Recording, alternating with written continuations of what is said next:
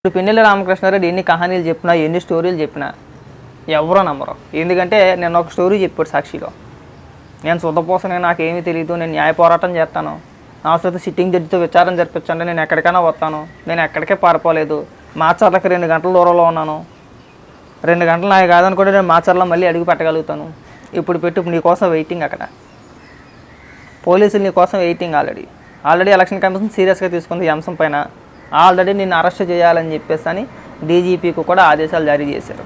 Already ఇప్పుడు వచ్చిన వార్తల ప్రకారం ఆల్రెడీ సోషల్ మీడియాలో ఒక వార్త వైరల్ అవుతుంది, సర్క్యులేట్ అవుతుంది. ఏంటంటే పిన్నెల్లి రామకృష్ణారెడ్డి అరెస్ట్కి రంగం సిద్ధం, పిన్నెల్లిని అరెస్ట్ చేసేందుకు హైదరాబాద్ చేరుకున్న పోలీసులు, పాల్వాయి గ్రామంలో పోలింగ్ బూత్లో ఈవీఎం ధ్వంసం చేయడాన్ని సీరియస్గా తీసుకున్న ఎన్నికల సంఘం తక్షణమే అరెస్ట్ చేయాలని డీజీపీకి ఆదేశాలు. బృందాలుగా విడిపోయి పిన్నెల్లి రామకృష్ణారెడ్డి కోసం గాలిస్తున్న పోలీసులు, పిన్నెల్లి రామకృష్ణారెడ్డిని ఏ క్షణమైనా అరెస్ట్ చేసే అవకాశం.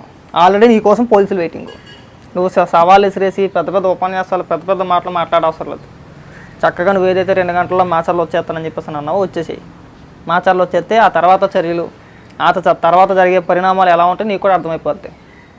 అంటే మాటలా మనం డైరెక్ట్గా వెళ్ళిపోయి మన మంది మన బలగం వెళ్ళిపోయి ప్రశాంతంగా పోలింగ్ జరుగుతూ ఉంటే పోలింగ్ కేంద్రంలోకి వెళ్ళి నువ్వు ఈవీఎం ధ్వంసం చేసి అడ్డొచ్చిన మహిళల్ని, తిరిగి నిన్ను ప్రశ్నించిన మహిళలపైన మళ్ళీ బూతులు దాడి అంటే అధికార బంధం అన్నమాట. మనల్ని ఎవడో ఏమీ చేయలేదులే, కేసులు ఎవడో పెద్ద పట్టించుకోలే, అది ఒకప్పుడు అయిపోయింది నీ సినిమా. ఇప్పుడు ఎలక్షన్ కమిషన్ నీ పని సీరియస్గా తీసుకుంది.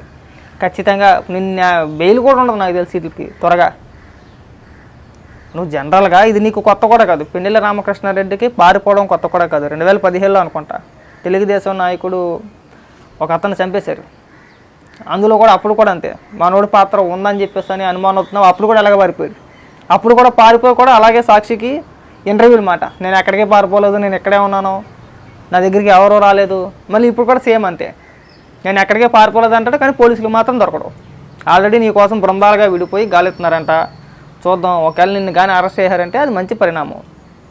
ఆ తర్వాత నువ్వు ఏదైతే నేను సవాళ్ళు విసిరేవో ఆ సవాళ్ళన్నీ కూడా అక్కడ చెప్పుది, నా వివరణ అంతా కూడా అక్కడ ఇద్ది. అని మనం నిన్న చెప్పిన మాటలన్నీ కూడా ఎలక్షన్ కమిషన్కి మనం చక్కగా వివరించి ప్రయత్నం చేయొచ్చు. చూద్దాం, నిన్ను అరెస్ట్ చేయాలని కోరుకుంటున్నాం మేమైతే.